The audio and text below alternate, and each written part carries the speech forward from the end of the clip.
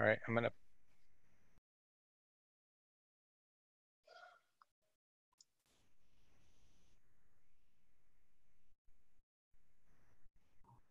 Okay, I've kicked off the recording. I think we're gonna get started.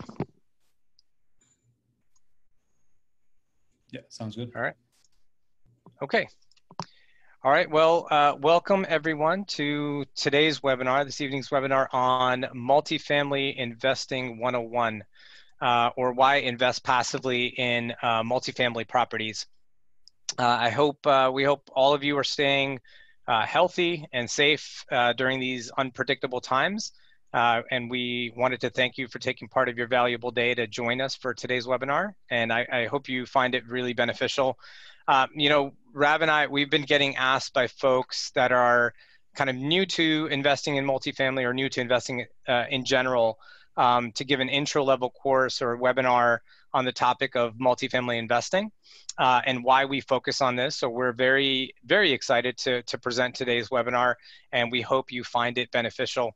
You know, there's a substantial amount of content that we planned for today. But before I get started, I do want to, I'll go over a couple of logistical items. You'll notice that, you know, everyone is on mute except Rav and I. And so if you do have a question throughout today's session, you can submit it through the question feature at any time during the presentation. We'll try to either address them as we go along, or we'll potentially address it at the end of the session. Again, we have a lot of content to go through, so we'll try to address the questions at the end of the session as we have time. And you know, what Rav and I have thought, you know, we'll try to keep today's presentation pretty casual. In the sense of just conversational in nature, back and forth between Rav and I. So hopefully that'll help bring the most value to the discussion today. And as a reminder, we are recording today's session, so each of you will get a link to the recording as well, so you can refer to it after the fact as well. So let me go over the agenda really quickly, and then we'll jump right in.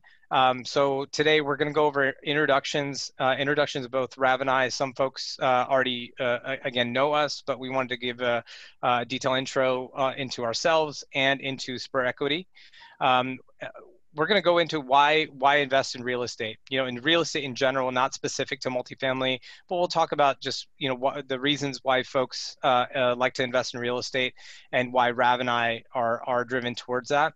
We'll do a side-by-side comparison of multifamily versus single family. And then we'll go over our personal investment strategy as Spur Equity. And then we get to some fun stuff. So Rav's going to go through some actual multifamily case studies. So we'll go through numbers. We'll go through kind of the income and expenses of an actual multifamily property. And we'll go through the actual case study and see, you know, where those returns are in an investment into multifamily. And then we'll finish it off with some Q&A. So let's start out with introductions on who we are. Rav, I'll let you go first. Sounds good. Yeah, thanks, Param. I want to thank everybody for joining us today. My name is Rav Singh. I'm the co-founder and principal of Spur Equity. I moved to San Antonio from Des Moines, Iowa, about 16 years ago. I'm a licensed real estate broker in Texas. A lot of people on the call today know me as a broker. I earned my CCIM designation over 9 years ago. For the last 14 years, my focus has been investing and brokering in hotels and investment properties. So I'm a hotel specialist and also an investment specialist. While I find you know, good returns and good investments for my clients all over Texas and outside of Texas, my focus has been primarily, and my family's focus has been in investing in multifamily properties, mainly in apartment complexes. Because we've seen this sector to be the most safest, most recession-resistant class in the real estate sector. So I'm really looking forward to just sharing our knowledge. Just understand that, you know, even though Param and I are professionals in our fields, in the multifamily field, we are learning and growing just like you guys are, and so we look forward to having a good discussion with you guys. Thanks, Rav. And good evening, everyone. My name is Param Singh, and I'm the other co-founder and principal of Spur Equity. I'm originally from the East Coast. Been in San Antonio for the last 14 years with my wife and three children. From a career standpoint, I'm a director of a specialized consulting practice and a global IT and management consulting firm, and have been managing sales, delivery, and the pipeline for that part of the business for over 12 years. And I've been working in management consulting for over 20 years now. From an investment standpoint, Rav and I each individually started investing in real estate, over 15 plus years ago in a variety of different real estate sectors, including single family, small multifamily, and then commercial retail real estate. And then 4 years ago, we decided to join forces and together focus mainly on multifamily investments. As Rav said, we found that these are the safest, most recession-resistant asset classes. And so with the successes that we've had, as independent rental owners of these properties, we've now shifted our focus to larger multifamily syndications. So, we can help our investor network and partners grow their wealth in the same way, through a proven strategic model in the lower risk space of commercial multifamily real estate. And so now we've owned and managed over 575 units in the Texas and Florida markets. Several of you, that are probably on this webinar have invested with us in a couple of our past projects. 200 plus units in Dallas that we closed on late last year, and then earlier this year we co-sponsored a project in Houston, 260 some units in Houston. So some of you are familiar with some of the projects that we've done, and we're excited to bring potentially more opportunities that we're lining up in the near future here as well. So a bit more a detail on what we focus on. Well, as I mentioned in our introduction, we primarily focus on multifamily investments, and it's our experience, again, it's the safest asset class historically. Even with some of the unprecedented COVID situations where, we look at hospitality, we look at retail sectors, they've been hit extremely hard. Multifamily still manages to thrive. And so we try to focus on short to midterm holds, really, about 3 to 5 years. We do value add investments, and we're not yet focused on, sort of long-term hold products. So our focus is on growing the wealth. And so short to midterm holds, 3 to 5 years seems to be the best model so far for that. We don't look at, distressed properties. We're looking at stabilized properties that are already generating, income and cash flow from day one. And we look for opportunities to increase that cash flow, which will in turn overall, increase the value of the property as well. And again, through our case study, we're actually going to walk through that and how that materially works. Independently, we started with smaller properties, but we've seen that focusing on properties that are 100 units or more, really truly lets us take advantage of the economies of scale. And through this model and proven approach, our goal is to maximize the returns of our investors through consistent cash flow disbursements and profits from the ultimate sale of the property. Param, I want to remind everybody that if you guys have any questions, just keep typing it in the questions section, question and answer session, and we'll periodically check that and make sure that some of those questions get answered as we kind of go along. So I want to take this section here and kind of close out the introductions. Why do investors and other partners collaborate on deals with us? With my detailed professional experience and our collaborative investment experience and expertise that we've laid out a very good foundation for a joint investment strategy. We have a proven track record in multifamily investments that speak for itself.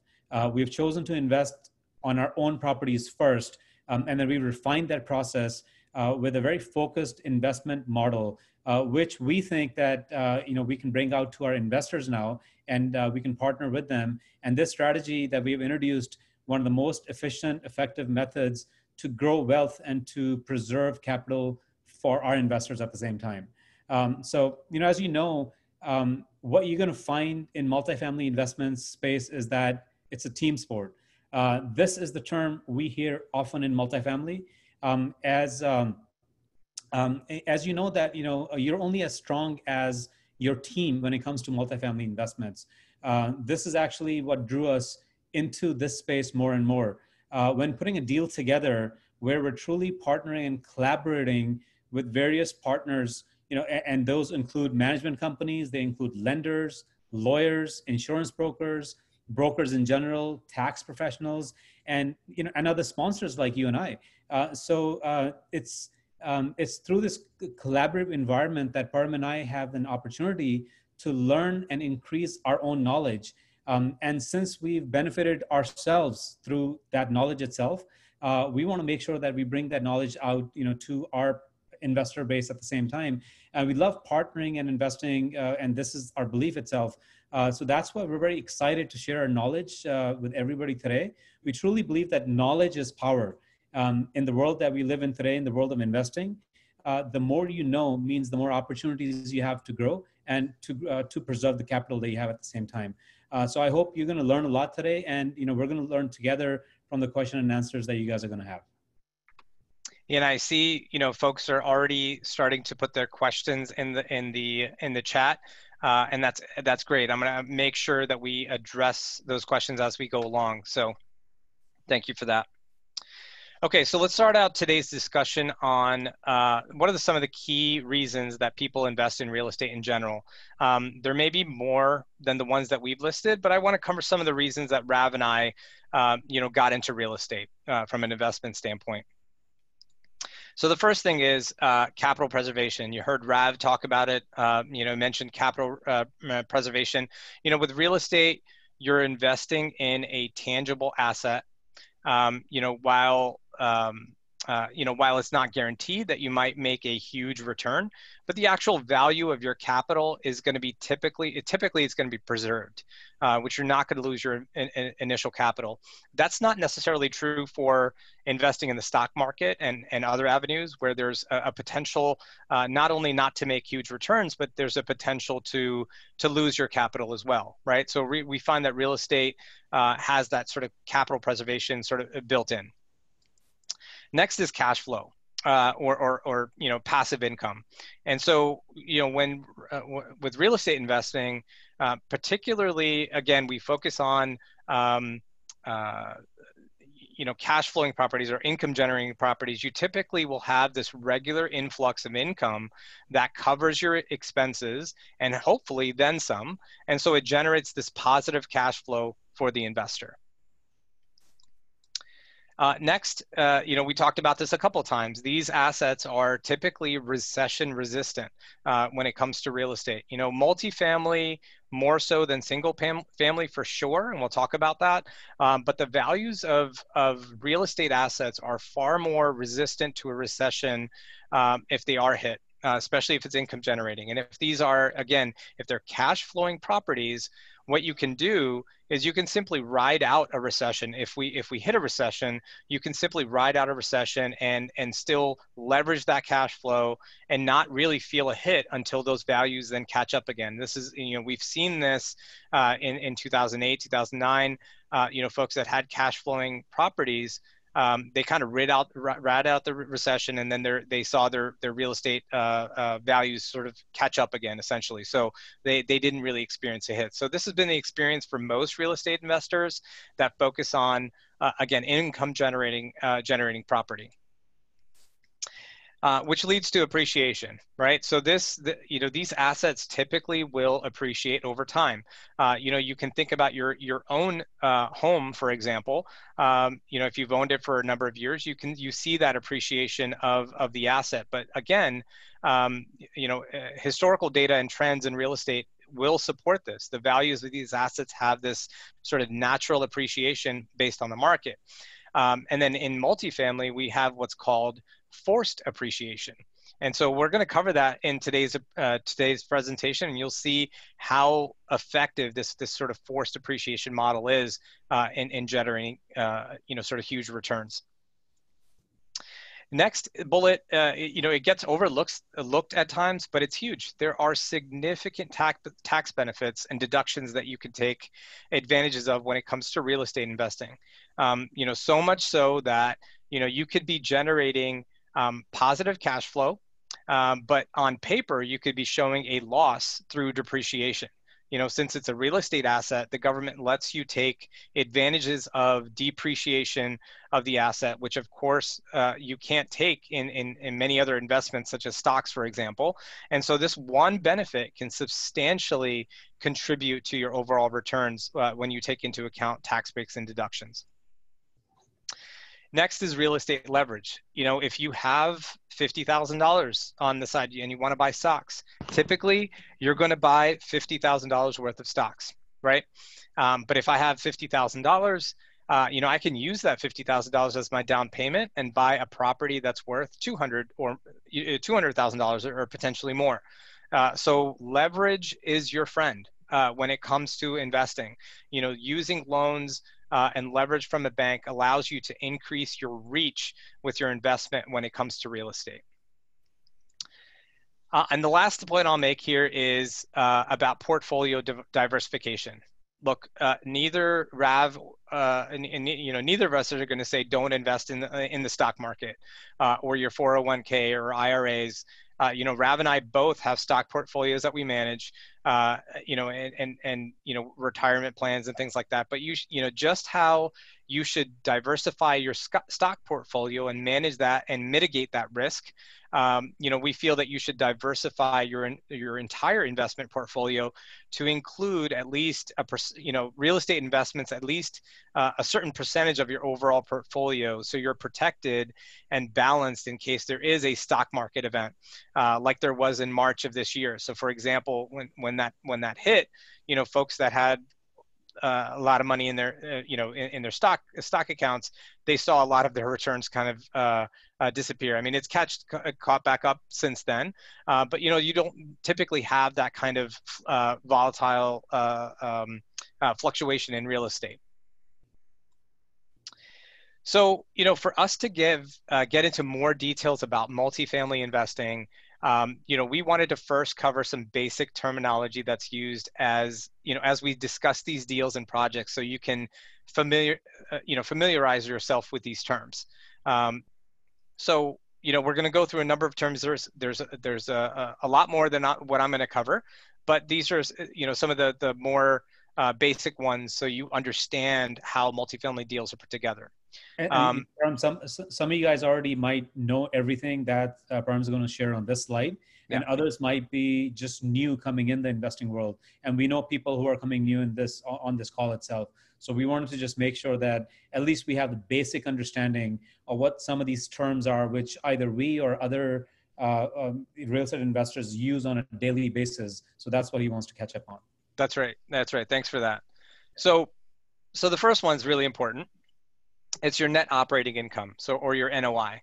And you'll hear this term a lot. This one's pretty important because other terms and calculations that we're going to go through are important, and that are important are actually related directly to NOI. So what exactly is NOI?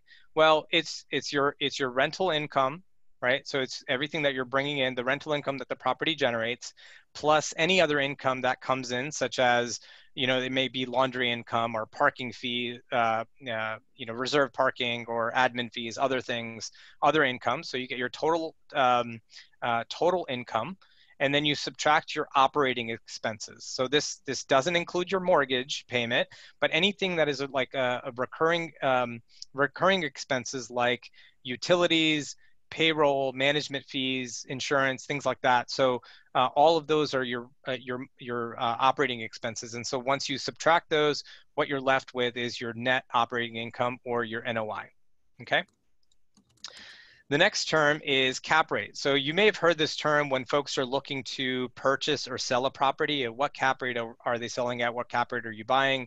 And so cap rate is really based off of the actual value of the property, and the NOI of the that the property is generating.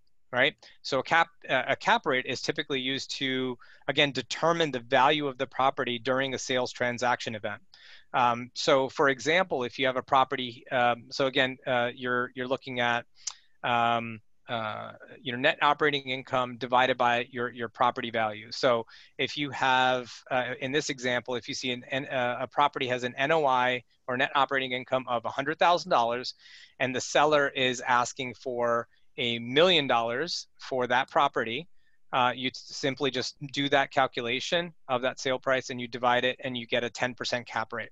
And so this property is selling at an example, a 10% cap rate, which, we just did this to make the math easier. You're not going to get a multifamily property at 10% cap rate, but just to illustrate the example. So also, if you're selling a property, you may use cap rate to determine what your asking price will be, right? So just so you have to know that different markets and geographies are going to have different typical going cap rates for different types of real estate assets. So, in Texas, Houston, Dallas, San Antonio, et cetera, we're used to cap rates between 5 and 6%, for example, for multifamily. So that's what you're going to use to determine, what the value of the property is. And again, it fluctuates based on different things, but generally, you're going to look at cap rates that are available in that market, in that geography. So what may be a good cap rate in one area of geography may not be relevant in another market. So you have to keep that in mind as well. So next is recourse and non-recourse lending. So recourse loans are personally guaranteed loans or traditional loans that we're typically used to. When you, as a principal, whoever is signing on the loan, you're backing that loan and you're personally liable for that loan value. One of the advantages of larger real estate deals is that they typically qualify for agency loans, Fannie Mae, Freddie Mac, which are non-recourse loans. And so non-recourse debt or non-recourse loan is a secured loan that's secured by the pledge of that collateral, typically, the property, and but for which the borrower is not personally liable. So the bank can take the asset, but typically they're not going to seek out the borrower for further compensation. So do you mean the borrower is not signing a personal guarantee then? Well, they are signing a personal guarantee because there are, even though they're called non-recourse, the person or people signing on the loan can still have to guarantee the loan because there's some carve-outs for fraudulent behavior and embezzlement, right, which are called bad boy carve-outs in case you do something inherently wrong. But generally, if you're operating the property, and even if in the case that the bank has to take that asset back because you default, that's typically the extent of non-recourse loan. So that's a huge advantage. So by signing, if you're signing the loan, there are some criteria, to get that need to be met to get these types of loans. So the key principal or principals, for example, that are signing on this loan have to have a total net worth or of the total price of the loan. So if you're taking $1 million loan, anybody that's signing on that, the collective that are signing on that, have to have a net worth of the total amount of that loan of $1 million. In addition, they have to show that they have 10% liquidity of the loan balance. So they have to show that they have 10% liquidity of that loan balance. Again, $1 million, so you have to show $100,000 of liquidity, either cash or stocks or some sort of liquid asset. Now, if they're signing on that loan, they're simply showing that they will maintain that net worth and they're going to maintain that liquidity through the ownership of that property, right? So, and the third criteria is really important as well, is the experience of the team in managing this large of a budget and this type of asset as a project. Okay, so non-recourse lending is there, and it is much more advantageous, right? In some cases because of the non-recourse of it all, but there are certain criteria that need to be met to be able to secure a loan like that. Okay, and we'll talk a little bit more about that as we go through some of our examples. Next term is loan to value, or LTV. This calculation is really simple. It's basically the loan amount that you're taking out divided by the overall value of the property. So a simple example here is, again, we have a $1 million property. So what are we going to do? We're going to put $300,000 down as a down payment and get a $700,000 loan. So in this scenario, we take 700,000 divided by the total value of the 1 million and we get 70%. So there's 70% LTV. Okay, really simple. Debt service, very simple. This is simply your monthly or your annual payments to the bank for the loan. So debt service, if you hear that term, is simply your loan payment. And this typically involved in various other calculations that you'll see as well, which is the next one. So the next term is related. It's your debt coverage ratio, or DCR, or debt service coverage ratio, a DSCR. You'll see both of those terms sometimes. Now, this is a calculation that the lender or the bank is going to be very, very interested in knowing, because it tells them that the property's ability to pay the debt. Okay, so again, when you're talking, especially when we're talking about non-recourse loans, they're evaluating the property's ability to pay the expenses and pay the debt. And so more so than your personal financial statement. And so let's look at this calculation. So this is your net operating income divided by whatever your debt service is. And so again, after all your expenses are paid, that's what you have. You have your NOI, right? So all of your debt is paid. Sorry, not your debt, but all of your operating expenses are paid, and this is what you have left over. And so you still have to pay the debt.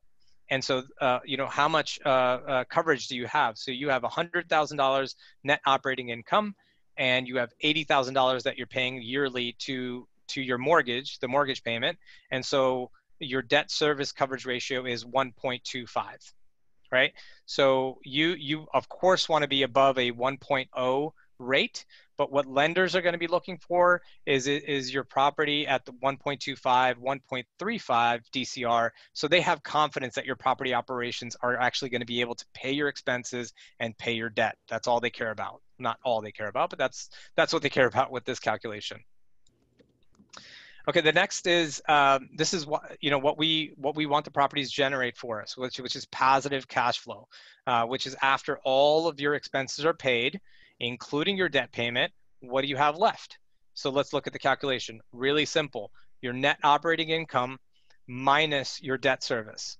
Okay, so again, your net operating income already takes into account all of your operating expenses. So we want to subtract your debt service or your loan payment, and what do you have left is your cash flow. So in this example, again, $100,000 net operating income, $80,000 in mortgage payments or debt service, and we're left with $20,000 in cash flow for that property, right? So this is, when you hear cash flow, when you hear all these terms, this is kind of where all that is coming from. And so the last one that I'm going to go through is cash on cash return. So from that, we're going to calculate our cash on cash return. And this is really at the end of the day when we want to use to weigh and compare our investment returns, whether it be stocks, whether it be, real estate investments or other investments. How well is our cash that we're injecting into these investments? How is it being returned to us based on our initial investment? Right? How is it growing?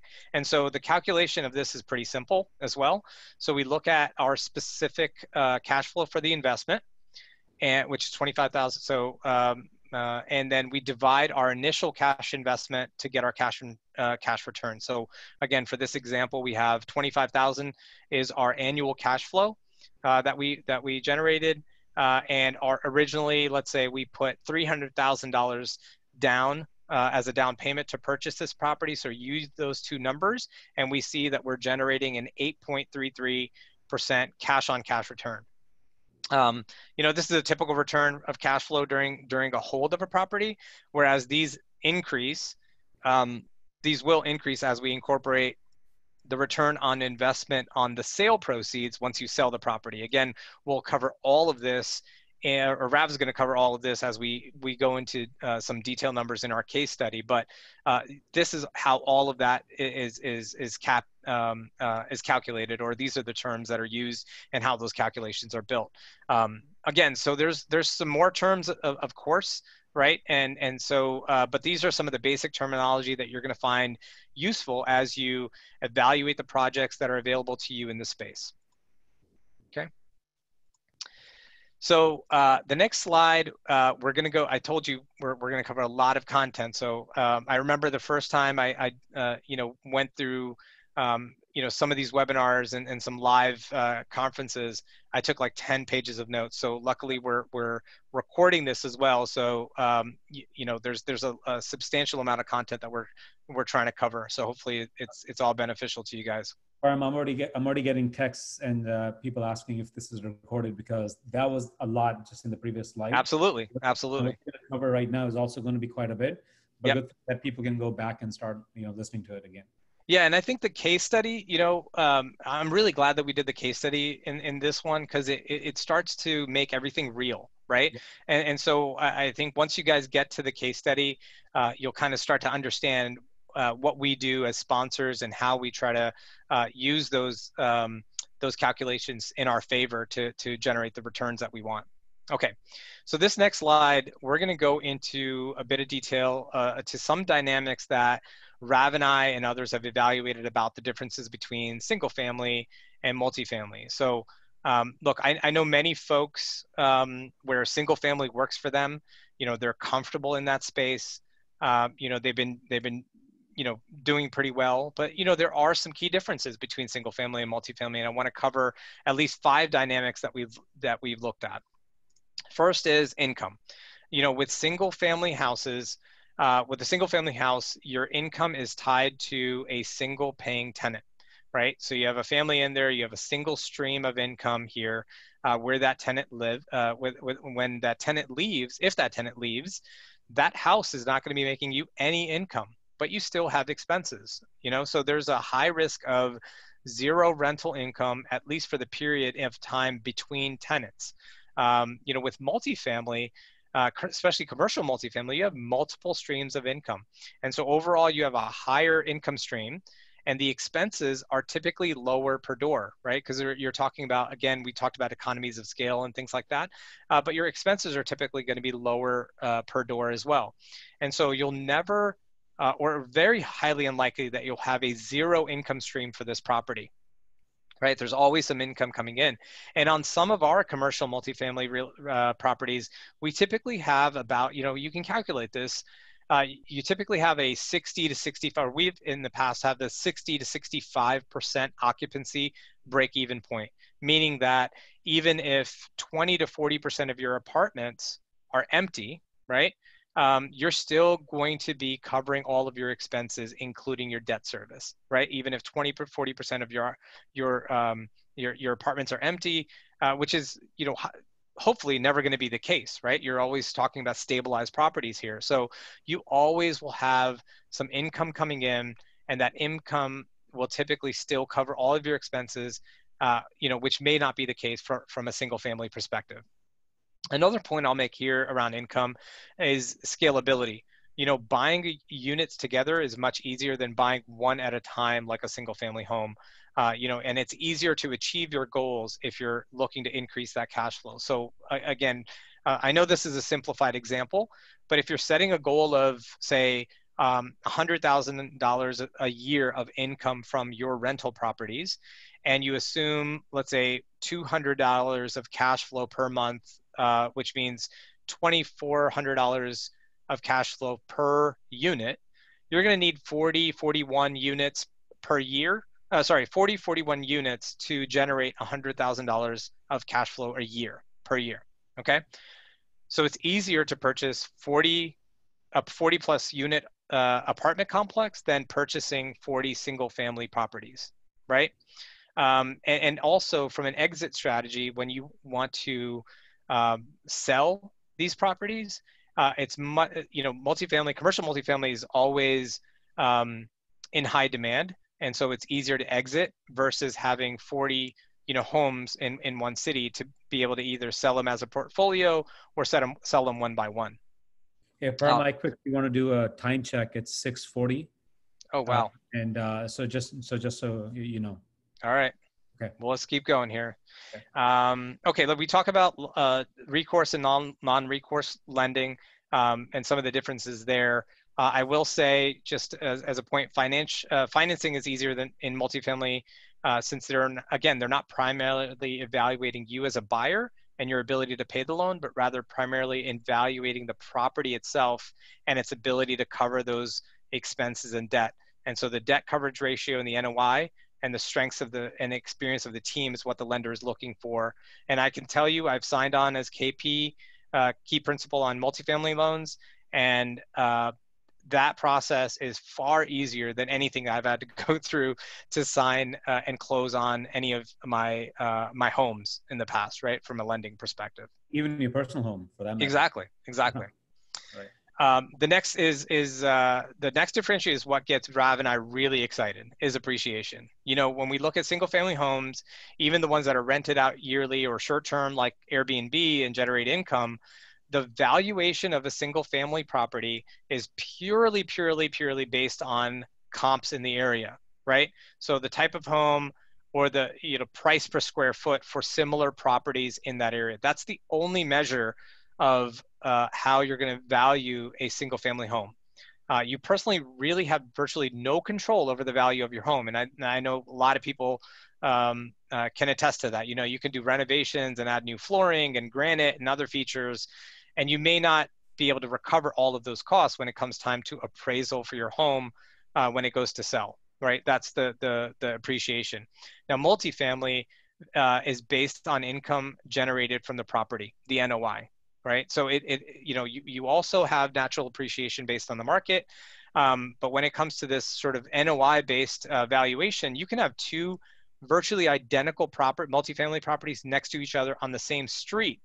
And one of them would be worth potentially $1 million more than the other, just based on how much income it generates. So again, both single family and multifamily benefit from natural appreciation that occurs all over the real estate market, but multifamily is going to generate additional appreciation through that income generation valuation that owners can control and applied forced appreciation. Again, this is our Rav's case study is going to cover this in a specific example of this, but this is what gets us really excited about multifamily, and hopefully you'll be able to see why we get excited about that once we go into the case study. Next is property management. Typically, if you have a single family property, it's going to be far too expensive or to outsource property management. It's going to eat into your NOI and cash flow if you have any. So these assets are typically self-managed by the owner. So typically you're the one that's taking the calls when the toilet goes down. You may be even the one that goes to Home Depot and Lowe's and buys parts to fix that toilet. And you may be the one that actually fixes the toilet as well. So, and you could be willing to do that. Somebody could be willing to totally do that. And, and typically they do in those scenarios.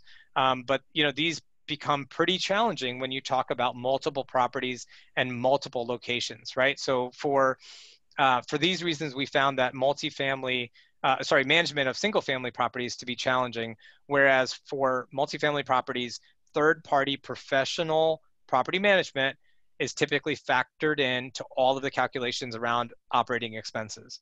So for large multifamily properties, there's definitely economies of scale where you can decrease your per unit expenses as you grow in scale. For example, it typically takes the same management staff to manage a 50-unit property or a 100-unit property. So in that instance, you're able to increase or even double your overall rental income, but you have the same management costs effectively. And one of the things that Rav and I experience is, on our multifamily property, most of the apartments look the same. So you can buy in bulk and again, save rather than you have, 20 homes around the town that have different parts, different fixtures, different toilets, things like that. And you're buying things as you need them. And so you're buying a lot more, kind of expensive retail products at least. So, if you're And one other thing I guess I'll say is, if you're a passive investor in a multifamily syndication project, well, you get to take advantage of all the returns and none of the work, right? So, which is never going to be the case when it comes to single family investments. And the last thing, we covered this a little bit more earlier with real estate reasons for investing in real estate, but there's significant more tax deductions and depreciation that you can take when it comes to multifamily, right? We know folks that, it's true that you could take some tax deductions on a single family, but the extent to what you can do from a multifamily is a lot more. We know folks that, through cost segregation, bonus and accelerated depreciation strategies they've employed on multifamily projects, they've paid zero federal income taxes, for example, right, to offset their other income as a household. But as a passive, investor in these projects, there's also that potential capability. And this is one area that doesn't get stressed often. And so if you're interested in real estate investing, we would encourage each of you to do some strategic tax planning with your CPA to see how to best align your investments with this particular strategy. And Rav and I are actually going to do a tax benefit, cost segregation webinar in the near future as well to cover that. So before I hand it back to Rav, I'm going to quickly just go through this, our investment strategy again. Just recapping it, again, primarily multifamily investments being recession resistant, 100 plus units for maximized efficiencies and economies of scale. Again, looking at leveraging those economies and efficiencies when you're talking about larger properties. Right now we're looking at key Texas markets, but we're evaluating growth markets as well. Other geographies as well, potentially where where we've seen some good returns. Stabilized. So again, we're not looking at distressed properties. We're looking at stabilized cash flow assets. They're generating income on day one as soon as we come in, but we're looking for an opportunity to, increase that cash flow. And value add short to mid-term holds, 3 to 5 year investments. We had a question come in of why do we look at just 3 to 5 year hold? Why not 5 to 10 year, right? And that's a valid question. I say typically the deals that we underwrite, we underwrite them for a 5 year hold. The reason that we don't want to hold them for too long is we don't want to, as we go into these properties, we're actually upgrading these properties. We're renovating these properties. We're looking for opportunities to increase that income, but we don't want to do so much so that it doesn't leave enough, you'll hold their stone. You don't leave enough on the bone for the next investor. So the multifamily real estate space is this partnership around being able to do enough and then sell it to another partner so they can actually take it from there and increase the value as well in their 3 to 5 year hold. So we've seen these properties kind of change hands in that 3 to 5 year time frame so that there's enough for a new owner to actually take advantage of in the next phase of that property's growth and evolution. And so the other thing is we found that maximizing the return on investments through focusing on these properties through this model proven approach. Our goal is to maximize returns for our investors through a consistent cash flow disbursements and profits to the ultimate sale of the property. Again, the majority of that return comes through the sale of the property. As we're increasing the value, we don't get to realize that increased value until a sale event happens. So if we're looking to do a 2x multiple on somebody's equity, that 5 year target is really where we can achieve that after we sell the property. So that's why we look at that kind of time frame. And also the fact that most commercial loans that you're able to secure from the lenders are typically going to be in the 5 to 7 year fixed sort of rates. And so we want to leverage that and we want to get out of the property before that. A lot of times when we take financing, it's generally interest only for a while. And then typically when the interest and principal starts, we're in it because we're still kind of maximizing the return on it. And then we want to exit out because we don't want to stay more than what the loan is there for. So typically it kind of aligns with the financing side also. Great. All right, now we get to the fun stuff, Rav. Walk us through it. Yeah. As Param said, now we get to the fun stuff. But I want to stress the fact that, Param has already talked about a lot of this stuff. I mean, I know he talked a lot and he worked and he gave you a lot of examples just on its own. I'm just kind of hopefully going to try to pull it together. This case study that we have, it's going to be just to kind of give you a bigger picture of how we evaluate the property and what our business plan is. But at the end of the day, I mean, this is just for example purposes only, just to keep the math very simple. So we're going to kind of go with the first bullet, and let's say that we're purchasing a property today, and the value of the property that we really, as investors, we're willing to pay is $1 million. So the property is for $1 million, and then we're going to look at the scenario from the brokers in regards to what the trailing 12 incomes are, profit and loss incomes are on the property itself. And we see that the income that's being generated on this property is $300,000. This is derived from the rental income that is coming from the rents and other sources of income that's being generated on the property itself. So $300,000 is your top line revenue on the property itself. The next bullet is expenses. Now, the expenses in this building are $200,000. As an example, expenses will be like, you got to pay payroll, you have property management, you have maintenance at the property itself, you have contracts like cable contracts and other sort of contracts on the property that people have signed. There's property taxes, there's property insurance. So all that combined together will be expenses for the property. So, we paid for a property, we have income coming in, and we have expenses that are going out. So what's left over is what Param talked about, the NOI, which is the net operating income. In our case, the next bullet point, the net operating income on this property is 300 income minus 100 expenses equals $100,000. So that's the money that's available for us to pay debt on the property itself.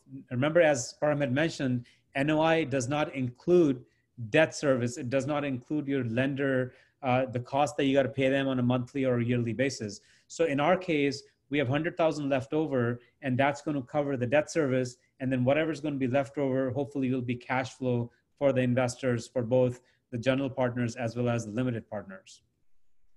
Now, the way we derive this is through a cap rate. And as Param has given you an example on a cap rate itself, a cap rate really is an indicator. Technically, it's an indicator of risk. The way we calculate this is by saying, well, we have $100,000 coming in as far as our net income after expenses, and we're willing to pay $1 million for the property. So the relationship between NOI and purchase price is really what the rate of return it is for you as an investor. And in this case, our cap rate is 10%. Very healthy return. I wish we could find these returns in today's market. It's, and especially in multifamily asset class, typically you're going to find between 5 to 6 to 6.5% interest rate, depending upon which areas you're looking at. But let's say, we were really lucky and we found a property at a 10% cap rate. Our next value that we're going to look at is basically, we put down $300,000. That's our down payment, which I like to call our whip out money. That's the money that we kind of whipped out to pay for the property. But $700,000 came from your lender. So that's the leverage that we used. We bought $1 million worth of something, but we only paid $300,000 from our pocket. So we leveraged that. So we have a property which is worth $1 million, but we paid $300,000 for it. So the loan to value, the LTV on this property is obviously 70%, because the relationship of 300,000 to 100,000 is 70%. And so we, our loan to value, the bank is going to give us 70%, 30% equity is going to come from our pocket. Our meaning our investors versus our personal pocket as general partners and limited partners. So that's typically the scenario that we look at. I mean, it's more complicated than this, but ultimately we wanted to kind of really simplify it in terms of what we are looking at in terms of, when we are evaluating a property. But really the crux of the thing is our business plan itself. We're typically buying value-added properties that we know we can go in and do something so we can appreciate the value, so we can force that appreciation. And so typically what we look at in our deal is that we want to see where the income is coming from. In this case, we have $300,000 income coming in. Our job as a general partner, as a sponsor of the deal, is to see where else can we add value to, how much more money can we bring to the property itself. So typically we look at that, bringing in about $20,000 income is generally pretty easy. So to look at things where we can add value, so we can create $20,000 income, which is about 6 to 7%, is typically pretty simple. We can do that by a few things. We can do that by adding covered parking and charging our residents for it. We can add washer and dryers. We can extend the patios. I mean, it just depends upon the business plan in terms of what the property need is, but we can pretty easily come up with this extra income on a property like this. And our second thing is we got to look at expenses. We have to underwrite this property by seeing, well, we know that the expenses are $200,000, but how can we as sponsors cut down the expenses? So we work with a management company to look at what else can we do to cut down expenses. Maybe there's a way where we can implement a program where we can reduce water coverage. We can implement by putting low flow toilets or other things there, so we pay less money, or we can renegotiate the contracts with AT&T and whatnot. Our job as a sponsor is to see how we can reduce that expenses. And typically on a $200,000 expenses, it's pretty easy to say, we can take a look at this property and cut the expenses down by 5%. But what just happened here is that we took our income up and we reduced our expenses down. So at the end of the day, we grew our NOI. And in our case here, we grew our NOI by $30,000, $20,000 from income coming in and $10,000 from expenses that we cut down. So total, we grew our NOI by $30,000. So, that doesn't seem like a whole lot, but at the end of the day, we've grown our NOI, which was $100,000 on the left-hand side, to $130,000. Now that's a pretty significant growth that we just did, because remember, the way we calculate our valuation on a property is through an NOI. Because we just grew the NOI by $30,000, if we take a look at that and based on our cap rate, we look at it at a 10% cap rate, our value grew from $1 million that we paid for to $1.3 million, because we were able to grow the NOI to $130,000. So what the exciting part over here is, what does that mean to us as sponsors and you guys as, let's say, passive investors? We just doubled our equity. Well, and this doesn't have to happen in 1 year. This may not happen in a year. It could take us, as Param was saying, 3 to 5 years to really maximize our business plan. But we know that we can double our equity because we only put down $300,000 out of, from our pocket, and we're growing that, and we're growing our income from $1 million, or we're growing a value of our property from $1 million to $1.3 million. So that's really exciting that we're doubling the equity for our investors as well as our sponsors that are in the deal itself. The next and one thing I do want to point out, I know we're running short on time here, but looking at like the income that we went from 300,000 to 320,000, right? Not a huge jump. It's a 6% jump. Expenses, we only cut expenses by 5%. Really just found somewhere where we can subtract our expenses by 10,000. So these are really modest. They're not astronomical. They're really modest aspects of a business plan, but it has a significant impact on your overall property value, right? On your NOI and your property value. So and just, again, this is a simplified example, but just in this alone, we're looking at doubling our equity just by these modest examples. And this is beautiful because, this all is backed by the cash flow that's coming from the property.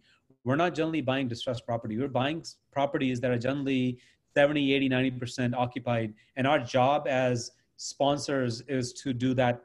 What Param just said is to force that appreciation just enough where we can do what we need to do in terms of doubling our equity and getting out of the property itself. Yep. And so our debt service in a typical deal like this is about $90,000. And that's going to happen through lending options that Param had just discussed. But in this case, $90,000 is what we're paying to the bank on the $700,000 loan that we took. So our cash flow Before we had $10,000, but because we added $30,000 to it, now our total cash flow is $40,000 on the property. We're going to look at it based on, okay, so now we have $40,000 cash flow coming in. What does that mean in terms of a return? Look, we only paid $300,000 from our pocket. So the next bullet here is going to talk about what Param has already talked about before, which is the cash on cash return. We got $40,000, which is our cash flow. And that means that it's a 13.3% cash on cash return for us. And that's derived from cash flow that we have divided by the down payment that we paid on the property itself. That's a huge return. The returns like these, obviously, people can say we can get from stock market or any other place. We're securing this by cash flow coming from real estate, and that's where appreciation is happening. I know we're running out of time, Param. I just want to spend another maybe 5 minutes before we open to question and answers. And I hope you guys have this time. Yeah. But we want to really talk about what does that mean as far as a return to a passive investor, right? The slide basically is an example on what a $50,000 investment can do in terms of, when we break it down by years. Sponsors or general partners typically look for passive investors who bring in minimum $50,000 to $100,000 on a deal like this. So and let me clarify, right? So our past example was really just simplified for the math, right? That we're purchasing $1 million property. Obviously, some of these larger syndications, we're looking at purchasing $15, $20 million properties, right? So that deal is structured a lot differently. I mean, the mechanics are similar, but from a passive perspective, like Rav said, they're going to be looking at $50, $60, $75, $100,000 minimum investment to purchase a $20 million property, right? So again, that's going to be a portion of the equity or a portion of the down payment on a $20 million property that is being gathered through these through investor channels. And as you had mentioned, loan to value, right? I mean, typically it's a 30% down payment, 70% loan from the lender itself. So we're here, raising capital for the loan that we need to get from the property itself. So the down payment plus the rehab money and other monies that are going to be involved to run a deal like this. So in a typical deal like this, year 1 to 5, passive investor generally gets, let's say, an 8% return. That translates to about $4,000 a year. So their $50,000 investment is still in the deal itself. And in year 5, this will include the $4,000 cash flow that they're going to get from, from the investment itself, plus also the sale proceeds that are going to happen from the investment when we sell the property. Typically, we run a 3 to 5 year model, a hold itself. And so in this case, the investor is getting on a $50,000 on an 8% return that they're getting per year, they're actually making $4,000. Typically, the general partners, they do a quarterly distribution. So the passive investor gets a quarterly return on the money that they've already put in. And at the end of year 5, not only do they get their return, but overall they get a large sum when the sale happens on the property.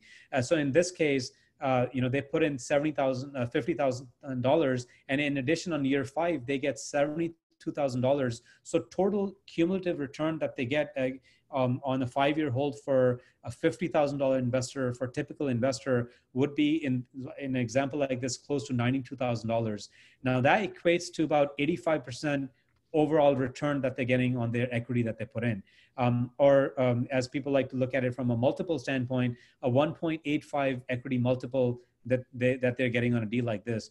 Now, these numbers here, I mean, these numbers, obviously they're made up in this example, but they're very real in terms of real life numbers. We've run projects like these before. We're actually running a project like this right now where we're very excited to announce this today, that we're actually reviewing a project with some of our co-sponsors on another deal in Houston, and where initial numbers that are coming in are going to be over 2 times the return, 2 times the equity multiple, maybe even higher than that. We're reviewing that with our investors right now, and we're going to be doing a special webinar on that and introducing that project. Param, maybe you can talk about at this point regarding Securities and Exchange Commission, and why we're not mentioning Sure. numbers. Sure. So, with any investment like this, our typical investments, the multifamily syndications, they're governed by the guidelines of the SEC, just like, stocks and bonds and things like that are. So, essentially, you're buying a share into this project, right? So there's a certain number of guidelines that we have to follow in generating these types of deals. And typically, the ones that we do are, um, uh, for accredited and sophisticated investors, which means there's a couple of guidelines, right, in terms of who we can market this out to, right? Typically, it's folks that we as sponsors have a pre-existing relationship with, and the folks that we're marketing this investment to have enough knowledge with how these deals are put together. So part of it, part of these webinars and part of this understanding is to make sure that investors are aware of how these projects are put together. But certainly we can't come out and say, sort of say, hey, these are the projects that we're running and we want you to invest in it. We have to have a pre-existing relationship with you. And for a large number of you that are on the webinar, we do have that, but if you're friends of friends, family of friends, things like that, we want to be able to have a personal relationship with you to be able to bring these types of projects to you. And so for that, we want to have you guys actually set up one-on-one time with us so we can get to know you better, to understand your investment goals, understand where you're coming from, so we can actually align you with potential future deals that we have that may align well with your investment goals, right? So again, for us to be able to do that, we have to have a pre-existing relationship. So this is not something that we can just market out and say, hey, we have a deal and you want to invest in it. So a large number of you are already investing in some of our deals. You know how that goes. But if you're new to us and new to multifamily investing, I encourage you to set up some time with us to get to know some of our projects, some of what we've done, our history, and we get to know your goals and where you're coming from.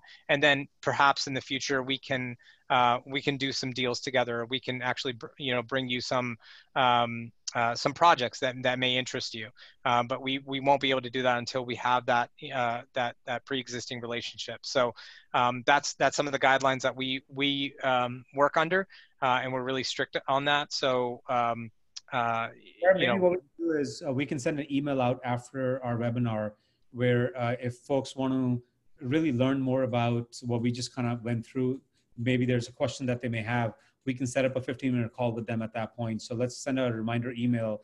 And I want to be fair as far as time. I know some people are logging off and they need to leave.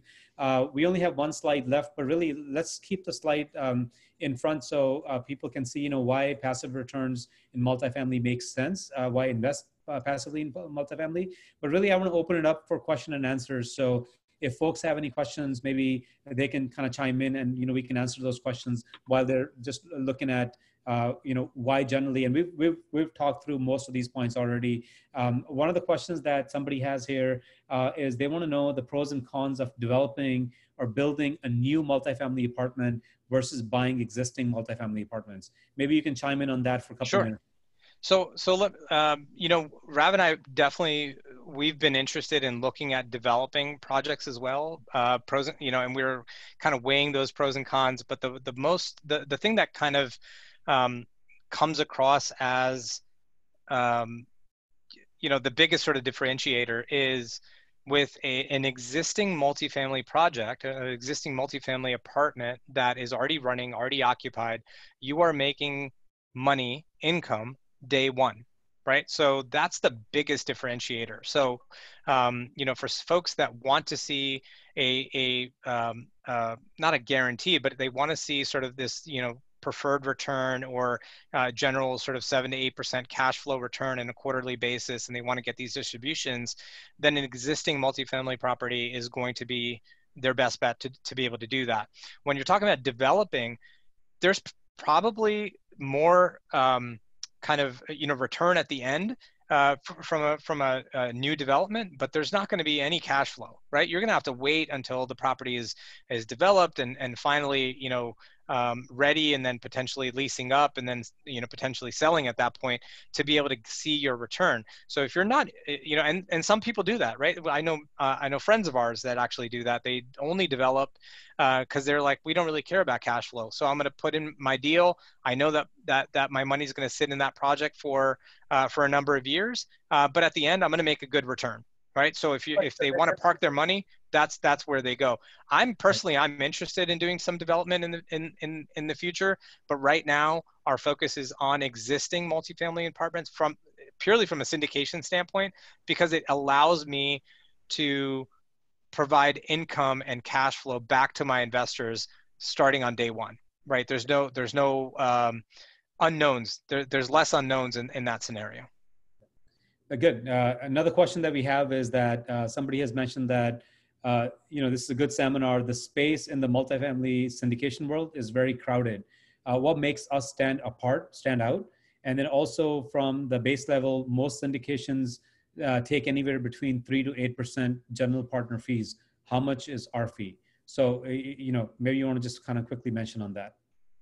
Yeah. So, you're absolutely right. The field is definitely crowded. It really depends on the opportunities that are available. I say never limit yourself. I think there's plenty of deals that are out there. You may find a deal that we're presenting that gives you the returns. You may find another deal out there with another sponsor that may give you returns. The thing that I will say is definitely vet your sponsor. Get to know the sponsor, because that reputation there is what's going to carry that project. And so we've, in the past, it's a team sport. We've partnered with other sponsors that have a good track record, and we look for partnerships that have good track records, from a sponsorship perspective. So definitely look at, evaluating your sponsor. And I think, for what makes us stand out, again, Rav mentioned early, we're new to this syndication space. We've already co-sponsored 2 deals, but we have a 4 to 5 year history of our own successes when it comes to value add returns from a multifamily investment standpoint. So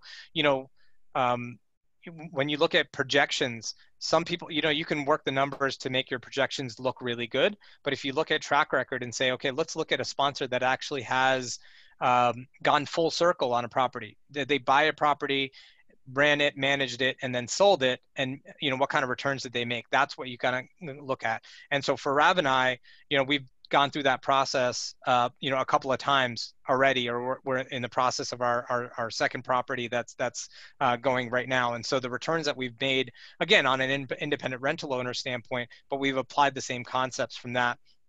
So that's one thing. And then as far as general sponsor fees, they do vary. So every opportunity and every project will vary on the percentage fees that are, and even for our projects, they vary because some projects are very large. The first project that we did was a $30 million property, which is huge. That's a huge property. And so, you're talking about fees in that kind of large property. You're talking about potentially smaller fees, right? Versus a smaller property. And so it is going to fluctuate, but what I would recommend from a passive invest, because Rav and I are both passive investors as well. Personally, I don't care what the sponsor fee is. Right? As long as they're going to, the sponsor is going to work hard and they're incentivized to make me my preferred return.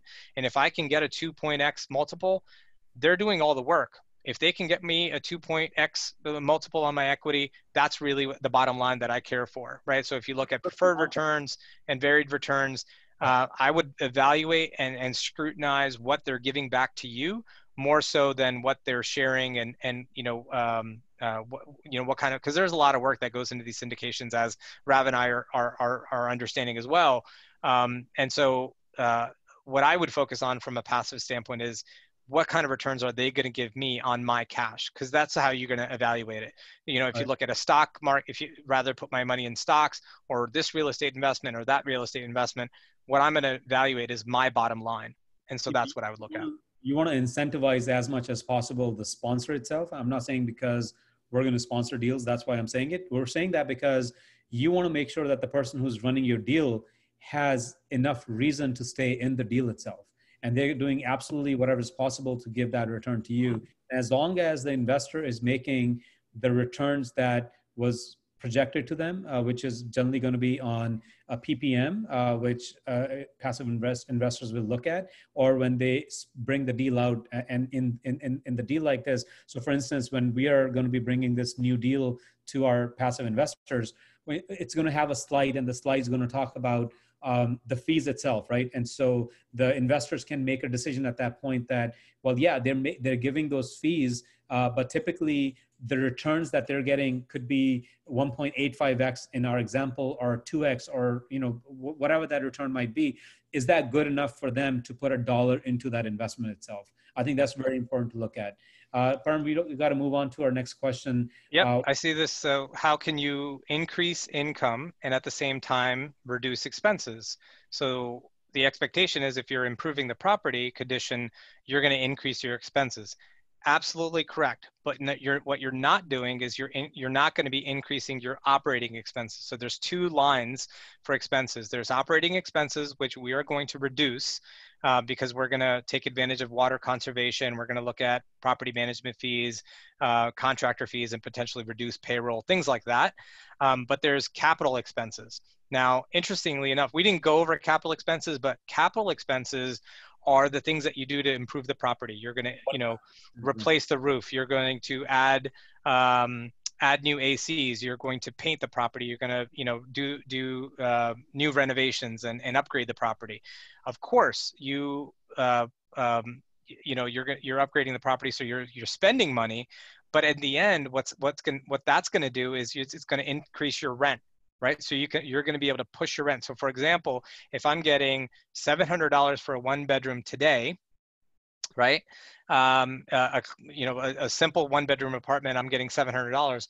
But if I upgrade that property, I might have to spend $1,000 to upgrade that property, that one bedroom. But then I can generate maybe $800 in income. In rent. So just by putting $1,000 into that one bedroom, I now get $100 a month extra in my rent. And so you're going to recoup that in 10 months basically in that particular example. But what you've done right now is you've put $800 on your NOI, right, on your rental income. So now you've increased your NOI. So $100 times 12, that's $1,200. You've increased your NOI by $1,200. And if you go by that cap rate of 10%, you've just increased the value of the property by, what is that? 1,200 divided by 10%. So 100, so it's exponential. $1 of NOI at a 10% cap, you're increasing the value of your property quite a bit. So and if you look at real cap rates, right, 6%, 7% cap rate, every $1, this is what I learned, every $1 for a 7% cap rate, you are increasing the value of your property by $14, right? So it's 14-fold. And so if you look back at that forced appreciation model, you have to spend money, or typically we do spend money to improve the property so that we can increase the value of the property multiple fold. And that's the key in this whole thing. So it's a win-win-win, because you're looking at, we're winning from a standpoint of increasing NOI, we're improving the property, and so we're improving the value of living for the tenants themselves, right? So we also want to take that into account. Far often we see multifamily owners simply looking at, how do I cut expenses? How do I cut expenses? How do I cut expenses? I don't want to spend money. I don't want to put dollars back into the property. It's the wrong model. You can't operate like that, like a slumlord. You have to, there's plenty of,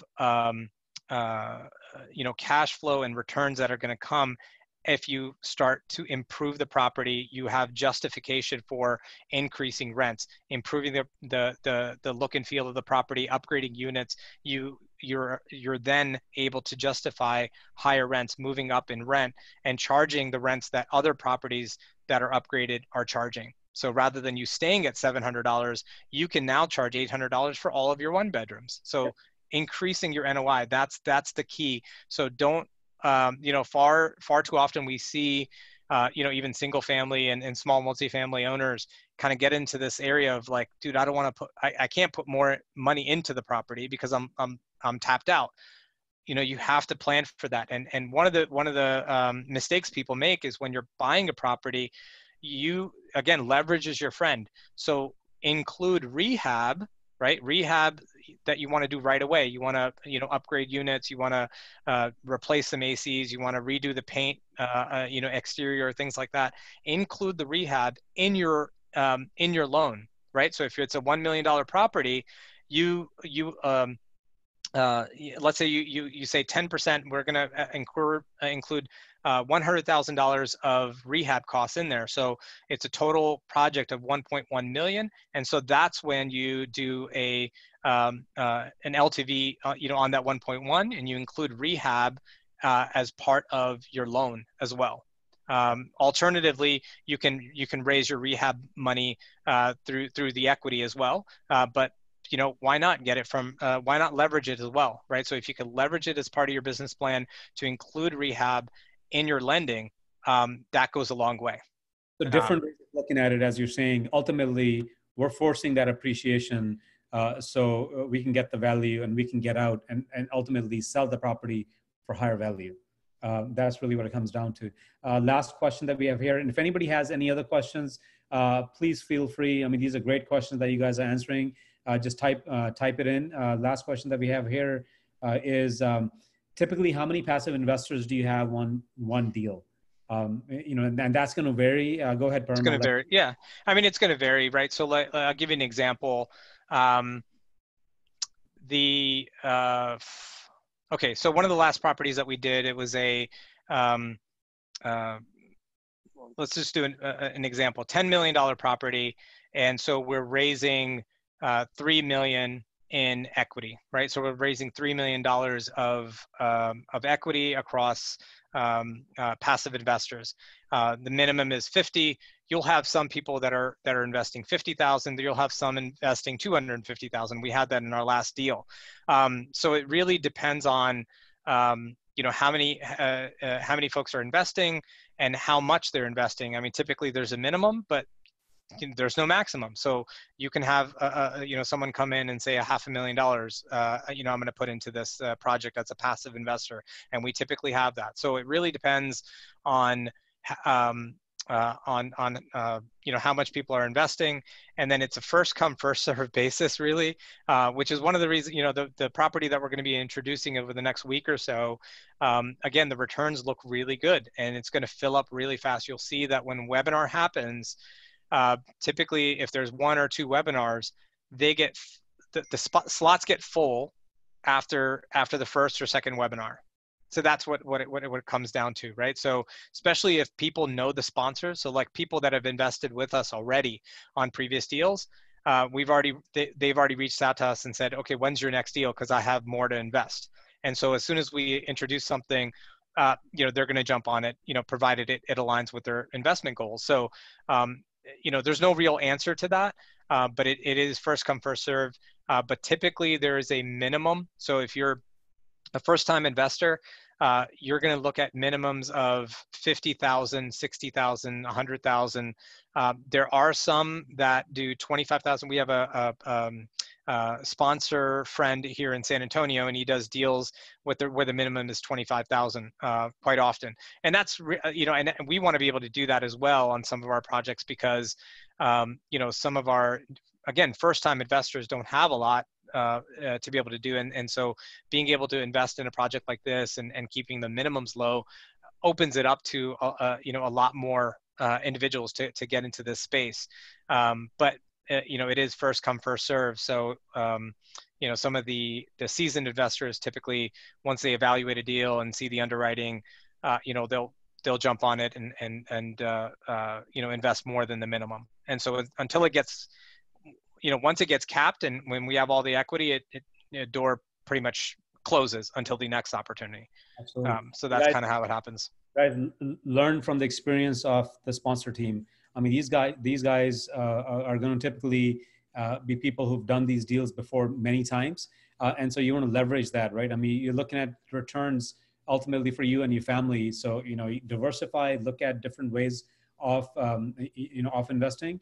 But remember, multifamily, as we've said before, it is a team sport. And so while I may not want another quote unquote partner in my business in terms of an LLC that I've created to go buy something, but in case like this, where we're running a general partner and a passive investor, a GP and an LP, where our risks are aligned, our growth is aligned at the same time, right? Because heck, I want to make money and I can only make money if I have equity raised from my partners. And if I give them money and make money for them, they'll come into my next deal. That's generally, the way. That's the evolution, right? That's how we want to look at. I mean, this is something that we want to do and replicate this model. We've done it 2-3 times before, but we're just getting started, right? And so if it's us or if it's anybody else that you guys are looking at in terms of, working with the sponsor, talking to the sponsor, vetting that sponsor down to make sure that they know what they're doing, I think you can make a lot of money for you and your family. But ultimately, it's not about that. It's about education. It's about learning. So maybe one day that passive investor, the person who is invested in the deal, maybe they can learn to become an active sponsor themselves. And so, it's that circle that kind of comes back and forth, and you want to make sure that you're starting somewhere, and there's plenty of people that we know that we reach out to. We have doctor friends, we have lawyer friends, we have other friends that are business people. They're very successful at what they do. They don't want to run a project, they don't want to do a lot of work on the multifamily side. Yep. But they want to diversify. And then again, to some other people, they want to run their own projects. So we just encourage you guys that if you have any questions, reach out to us. We're open book. We'll answer the best of our knowledge. We want to see you guys on our next deal. But if it doesn't happen and you find another deal out there, figure out, see what those returns are, and talk to those investors and those sponsors and see what they bring to the table itself. And really, that's where I'm going to leave you guys off, is that look forward for our next email that we're going to send to you guys, where we will introduce a new project to you guys. But let's have a chat. Let's have a discussion. Let's figure out what you guys want to do, what your risk level is. And if you do want to invest, what does that look like for you guys for the next year or 2 years or 2 months?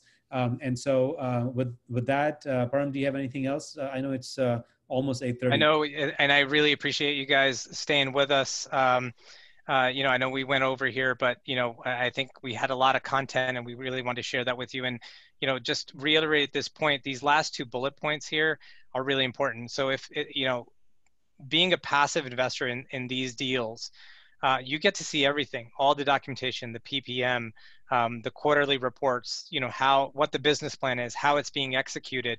So if you ever want to become an active sponsor, if you want to do this stuff actively, this is typically the path, right? So this is an excellent way of learning how these syndication projects work, how they're put together.